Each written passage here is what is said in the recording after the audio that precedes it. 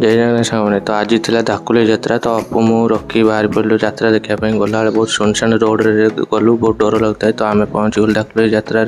तो आम देवी दर्शन कर बाहर पड़लु मथुरा केक आ लंका खायापी लंका तो खाइलु बहुत घटिया लगे आमको जमा भी पसंद लगे आसिक मेलोडी देख सारिकी पुणी बुलाबुली कलु किसी समय पर आम गोटे चाबी रिंग किणिलु जी कि आमको बहुत पसंद लगे तो किणी सारी आम आसलु आउ कि देखापी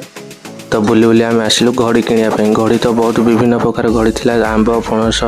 कखारू विभिन्न डिजाइन घड़ी थी तो आम कखारू घड़ी पसंद आसला आम कखारू घड़ी नहीं आसलु तो ये आमर थी काठर किसी जिनिस बेलना बटा छांचुणी बटा इत्यादि इत्यादि सब थिला ये सब कुला फुला भी सब तो ये ठाकुर फटो किसी बिक्री होची तो ये छुआ मानकर दोली भी पड़ी बहुत सुंदर सुंदर दोली पड़ी तो आम एति किसी देख सारी मेलन बुड़ी सारी बेलून फेलून सब विभिन्न जिन घर फिर आज मिनी वीडियो भल लगे लाइक करें सब्सक्राइब करें।